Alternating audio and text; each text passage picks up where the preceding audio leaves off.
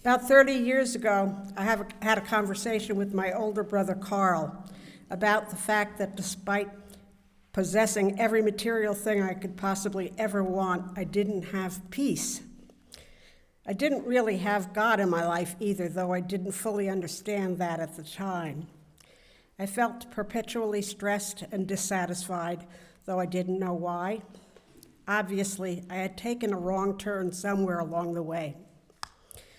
So now I'm about to tell you a story which many of you have heard numerous times by now, I'm sure.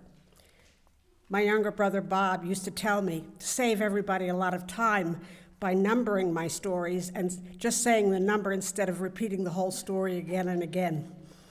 But at the risk of repeating myself, I'll be brief. My husband Al and I grew up in the Catholic faith, but feeling dissatisfied with Catholicism. We looked to other Christian religions, but never really connected with any, though we attended various Christian churches throughout the years. Al and I had started up our own pharmaceutical manufacturing consulting firm in 1995, and in January 2001, we're finishing up a contract in St. Louis, Missouri, when my husband became deathly ill from complications of myasthenia gravis, which had been diagnosed the year before. He was continuously hospitalized for a total of 14 months. During that time, we had no income and slim chances of my husband ever fully recovering. But also during that time, I prayed perpetually and never lost hope. Prior to my husband's illness, I would describe my understanding of God as superficial, similar to my understanding of Abraham Lincoln. I had book knowledge about him, but not heart knowledge. He didn't reside within me, and my life wasn't guided by him. That did change for me during Al's hospitalization. In February 2002, Al was discharged from the hospital, and he came home very debilitated and with a truckload of medical equipment and supplies necessary for me to care for him 24/7 until his death in December 2007. But here's where the story takes an upward turn. While Al was in the hospital, and with the encouragement of our dear friend Henry Jumper, we joined Union in mid-2001. I had already had my come to Jesus moment by that time, but when Al returned home in early 2002, we had many quiet moments to observe and contemplate God working in our lives.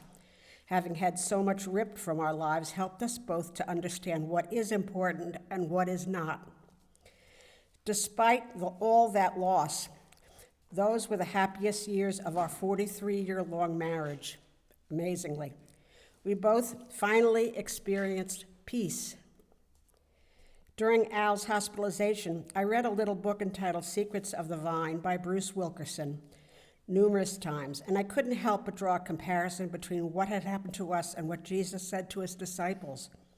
I'm paraphrasing here, but essentially, when a vine does not bear fruit, the vine is pruned to allow it to become fruitful.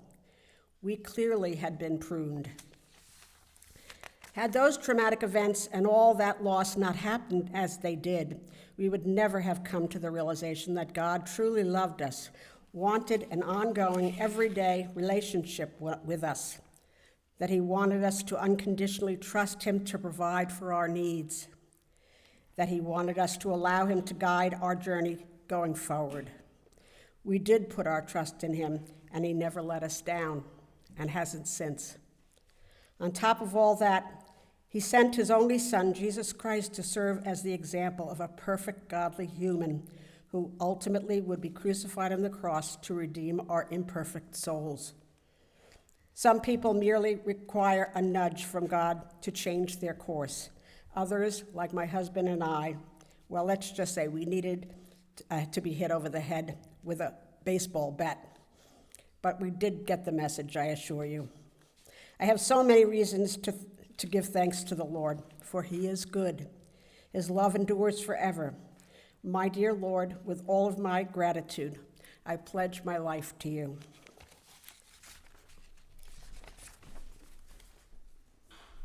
Will you stand and join with me in our call to worship today?